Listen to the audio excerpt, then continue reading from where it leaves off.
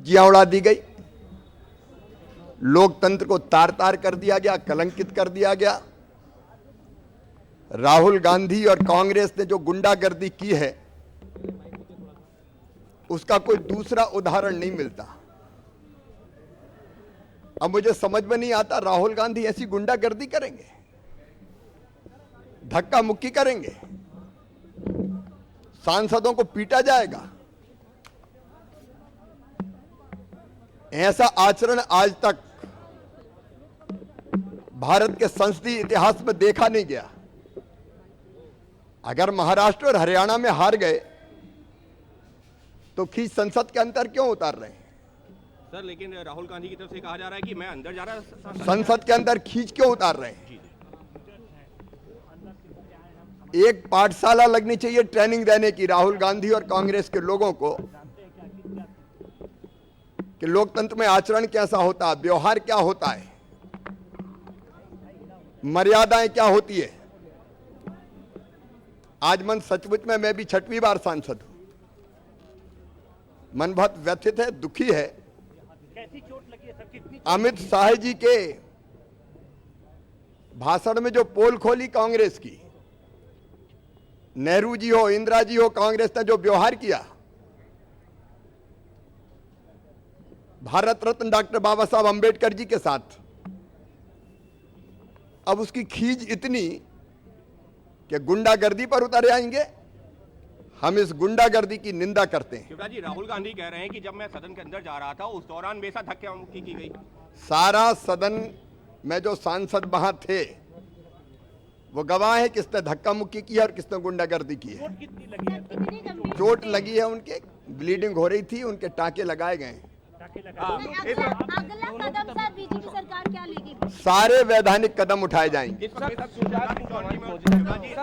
तो केंद्रीय कृषि मंत्री शिवराज सिंह चौहान को आप सुन रहे हैं, कह रहे हैं कि पाठशाला लगनी चाहिए कांग्रेस के सांसदों के लिए, राहुल गांधी के लिए और प्रियंका गांधी के लिए पाठशाला होनी चाहिए कि लोकतंत्र में आचरण कैसा होता है। बीजेपी सांसद प्रताप सारंगी को चोट लगी है, प्रताप सारंगी को चोट लगी है, गिर गए वो। राहुल गांधी पर धक्का मुक्की देने के आरोप लगा रहे हैं वो। राहुल गांधी ने सांसद को धक्का दिया, जी हां, ऐसा कहा जा रहा है।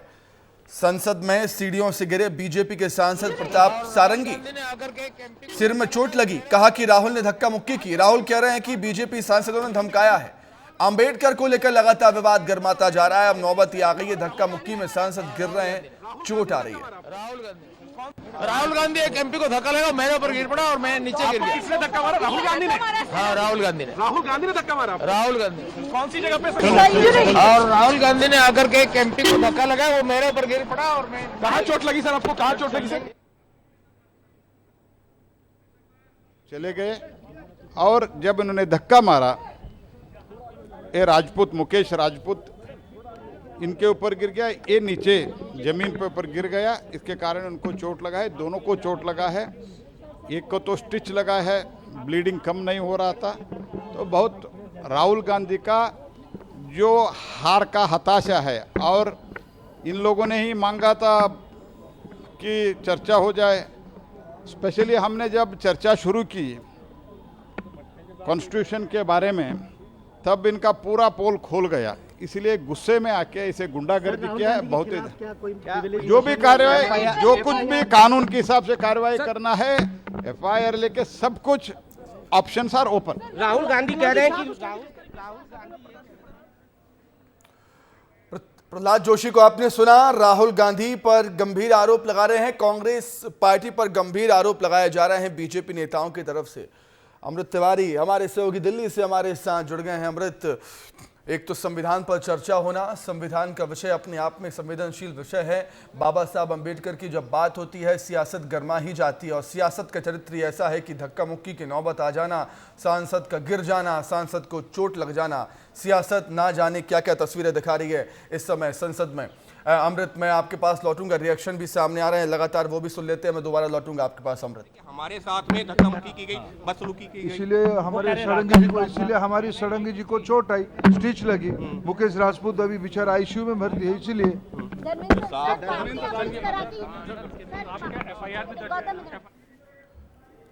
बिल्कुल अमृत, मैं आपके पास आ रहा हूं। धर्मेंद्र लोधी यहां पर बातचीत कर रहे थे, वो भी यहां पर आरोप लगा रहे हैं। सियासत में अलग अलग तस्वीरें सामने आ रही हैं, चाहे वो संविधान की बात हो, बाबा साहब अंबेडकर की बात हो। अमृत, क्या कुछ कहेंगे? सुमित, देखिए, आज की जो सूरत हाल थी वो संसद परिसर में एक तरफ जहां कांग्रेस बाबा साहब भीमराव अंबेडकर के मामले में अमित शाह को निशाने पे लिए हुई है और प्रदर्शन कर रही थी, दूसरी तरफ भारतीय जनता पार्टी के भी सांसद कांग्रेस पर यह आरोप लगाते हुए प्रदर्शन कर रहे थे कि उन्होंने बाबा साहब अंबेडकर का अपमान किया है। और इसी के मद्देनज़र आज मकर द्वार पर जो है जब ये बात सामने आई कि प्रताप सारंगी जो है घायल हो गए और उनके साथ फर्रुखाबाद के एक और सांसद घायल हुए, प्रताप सारंगी ने ऑन कैमरा ये कहा कि उन्हें राहुल गांधी ने धक्का दिया है। हालांकि एक फुटेज जरूर सामने है जिसमें राहुल गांधी सामने आते हैं और ये पूछते हैं कि हुआ क्या है, और जब कहा जाता है कि आपने धक्का दिया है तो उन्होंने कहा कि नहीं, मैंने धक्का नहीं दिया, इन लोगों ने मुझे पहले धक्का दिया था। तो इसके बाद से जो है न सिर्फ ये कहा जाए कि यहाँ पे धक्का मुक्की हुई है, बल्कि अब राजनीति भी गर्म हो गई है। राहुल गांधी की तरफ से सफाई आ रही है कि उन्हें धक्का उल्टा दिया गया है, न कि उन्होंने दिया है। अब इस पूरे मामले में कहीं ना कहीं ये बात आ रही है कि इसकी जांच कराई जाए, और चूंकि मसला पार्लियामेंट के भीतर का है तो इसकी पूरी दूध का दूध पानी का पानी यही तरीका है कि आप सीसीटीवी फुटेज निकालें और देख लें कि कौन सही और कौन गलत है। लेकिन दूसरी बात यह है, सबसे गंभीर बात, कि प्रताप सारंगी इस वक्त जो है वो आरएमएल अस्पताल में भर्ती हैं। ठीक है अमृत, मैं रोकना चाहूंगा, तस्वीरें सामने आ रही हैं। प्रताप सारंगी से हॉस्पिटल में मुलाकात करने के लिए पहुंचे हुए हैं केंद्रीय कृषि मंत्री शिवराज सिंह चौहान, आपको नजर आ रहे होंगे। प्रहलाद जोशी आपको वहां पर नजर आ रहे होंगे। बीजेपी के सांसद पहुंचे हुए हैं अपने सांसद का हालचाल जानने के लिए। बीजेपी के सांसद प्रताप सारंगी, सिर में जिनको चोट लगी है, आरोप लग रहे हैं कि राहुल गांधी ने धक्का मुक्की की, वो गिर गए सीढ़ियों से और उनके सिर में चोटें आई। और भी सांसद कई जख्मी हुए हैं, उनका भी हालचाल जानने के लिए शिवराज सिंह चौहान पहुंचे हुए हैं अस्पताल में, उनसे बातचीत की, उनका हालचाल जाना है। तो काफी गहमा गहमी का माहौल अमृत इस समय हम देख रहे हैं संसद में सत्र के दौरान। अमृत,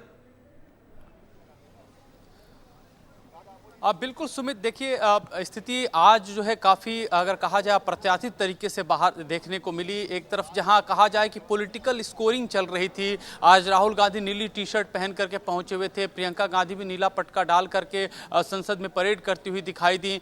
दूसरी तरफ भारतीय जनता पार्टी के भी जो सांसद थे वो भी खड़े हुए, वो भी इस अलग से अपना विरोध मार्च निकाल रहे थे, प्रदर्शन कर रहे थे। लेकिन मामला आकर के यहाँ पे दूसरा रुख तब ले लेता है जब राहुल गांधी के ऊपर धक्का मुक्की का आरोप लगता है और प्रताप सारंगी घायल हो जाते हैं। जैसा कि अभी आप अस्पताल की तस्वीरें दिखा रहे थे, तमाम भारतीय जनता पार्टी के नेता वहां पहुंच रहे हैं और उनसे हालचाल जानने को लेकर के, लेकिन अभी वो आईसीयू में है, मुलाकात अभी किसी से नहीं हो पा रही है। डॉक्टरों की तरफ से हालांकि ये जरूर बताया गया कि उनके सिर में गंभीर चोट लगी हुई है और उनके साथ जो फर्रुखाबाद के सांसद हैं उनको लगी है। दोनों लोगों को आईसीयू में फिलहाल रखा गया है। लेकिन भारतीय जनता पार्टी के जो बड़े नेता, तमाम नेता हैं, केंद्रीय मंत्री हैं, वो अपना कंसर्न जाहिर करने के लिए वहां पहुंच रहे हैं। उनकी तरफ से आरोप लगाया है। धर्मेंद्र प्रधान ने मीडिया से मुखातिब होते हुए कहा था कि राहुल गांधी की देश जो है कोई धर्मेंद्र प्रधान का आप जिक्र का, अमृत, धर्मेंद्र प्रधान का आप जिक्र कर रहे हैं, उनको ही सुना देते दर्शकों को। लौटूंगा मैं, धर्मेंद्र प्रधान कुछ कह रहे हैं।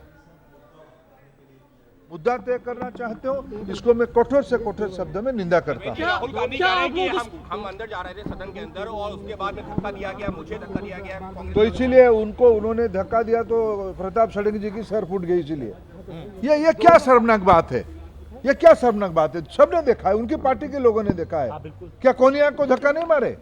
वो महिला नहीं थी, वो ट्राइबल नहीं थी, नॉर्थ ईस्ट की नहीं थी। निर्लज्जता की कोई हद होती है। अब चोरी करो फिर सीना चोरी करो, ये सामंतवादी लोग ही कर सकते हैं। राहुल गांधी आज सबसे बड़े सामंतवादी हैं।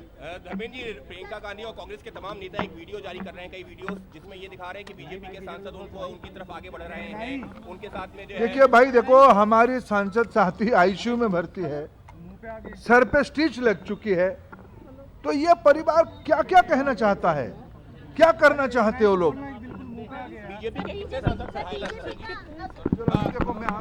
केंद्रीय मंत्री धर्मेंद्र प्रधान जो कि कह रहे हैं कि राहुल गांधी सबसे बड़े सामंतवादी हैं, राहुल गांधी सबसे बड़े सामंतवादी है, धर्मेंद्र प्रधान का कहना। अमृत, अब नौबत यहां तक आ गई है कि संविधान की बात को लेकर, बाबा साहब अंबेडकर की बात को लेकर इतना गहमा गहमी का माहौल हो जाता है कि सांसद आपस में ही उलझ जाते हैं और इतने भिड़ जाते हैं। धक्का मुक्की के दौरान एक सांसद को सिर में स्टिचेस टाँके भी आ जाते हैं। यहाँ पर धर्मेंद्र प्रधान तो कह रहे हैं कि राहुल गांधी सबसे बड़े सामंतवादी। सुमित, देखिए भारतीय जनता पार्टी के जो नेता हैं, जो बड़े नेता हैं, वो इस बात को लेकर के लामबंद है। उनके बयानों से भी आप अंदाजा लगा सकते हैं।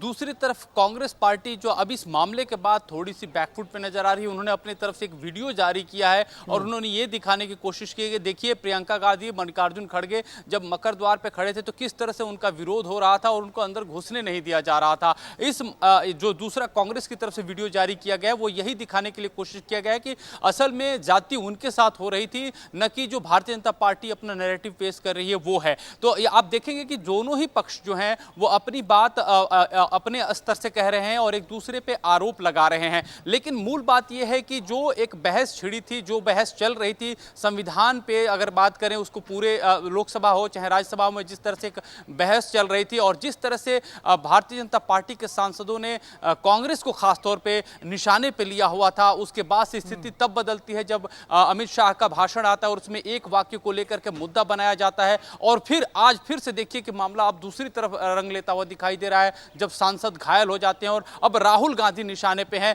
अब यह भी माना जा रहा है कि भारतीय जनता पार्टी के भीतर खाने एक मन बन रहा है, तैयारी हो रही है कि क्या राहुल गांधी के खिलाफ FIR दर्ज कराया जाए या नहीं कराया जाए। एक और चीज समझने की कोशिश है यहाँ पर, एक और चीज समझने की कोशिश है अमृत। यहाँ पर जब संसद का शीतकालीन सत्र शुरू हुआ था, बात किसानों की हो रही थी, बात अडानी की हो रही थी। किसान और अडानी को लेकर भारतीय जनता पार्टी केंद्र सरकार को लगातार घेरा जा रहा था। अचानक से इन मुद्दों को छोड़कर मुद्दा डाइवर्ट हो गया है अब संविधान पर, बाबा साहब अम्बेडकर पर। आप देखिए सुमित, थोड़ा सा आपको इसका बैकग्राउंड समझना होगा। आपने देखा होगा कि किस तरह से जब लोकसभा चुनाव चल रहे थे तो राहुल गांधी उस दौरान हाथ में संविधान लेकर हर जगह घूम रहे थे, आरक्षण बचाओ का नारा दिया जा रहा था। अब संसद के ही अगर कहा जाए पृष्ठभूमि में रखते हुए भारतीय जनता पार्टी ने एक तरह से विपक्ष की घेराबंदी कर दी थी और संसद में जब यह बहस चली संविधान को लेकर के तो सीधे सीधे जो कांग्रेस रिजीम में संवैधानिक संशोधन हुए थे और जिस अंदाज में हुए थे, चाहे 39वां संशोधन हो चाहे 42वां संशोधन हो, जिस पे खास तौर पे भारतीय जनता पार्टी के सांसदों ने, वक्ताओं ने इस पे तरजीह दी, जोर दिया। और उसके ऊपर इसके अलावा बाबा साहब भीमराव अम्बेडकर, अमृत में रोक रहा हूं, सीएम साहब कुछ कह रहे हैं, सीएम साहब का रिएक्शन भी सामने आ रहा है, वो भी सुन लेते हैं। फुल था, पूरा फ्लाइट फुल थी।